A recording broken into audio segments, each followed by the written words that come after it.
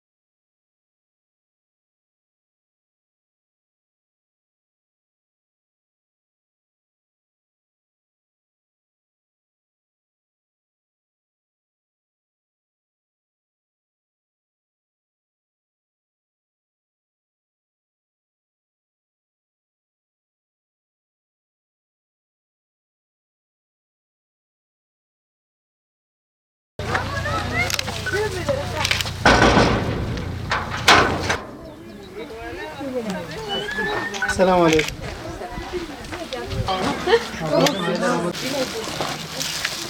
Ablacığım.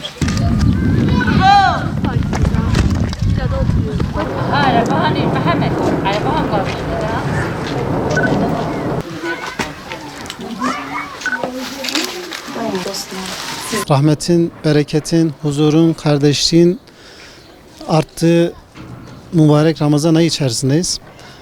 Bu ay Sadaka Taşı Derneği Ağrı temsilciliği olarak üye ve gönüllülerimizin yoğun bir çalışma temposu oldu elhamdülillah. Sahada daha önce tespit ettiğimiz mağdur, kimsesiz, yetim ve muhtaç ailelere ulaşmak için yoğun bir efor sarf ettik elhamdülillah. İhtiyaç sahibi kardeşlerimize, hayır sahiplerimizden gelen yardımları ulaştırmak için daha önceden yaptığımız tespitleri hazırlamış olduğumuz çeşitli içeriklerle kumanyalar oluşturduk.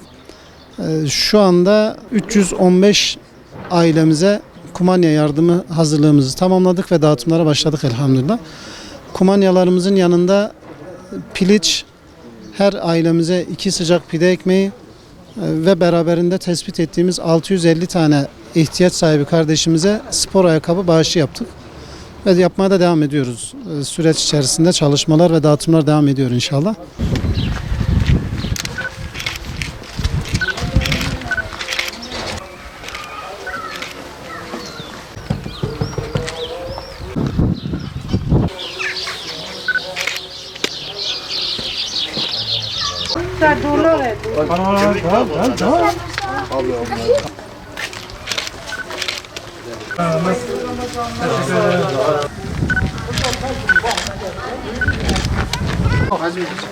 Ayakkabılar şeydir, az oldu. Deniz, sensin değil mi? Çağırdım gel.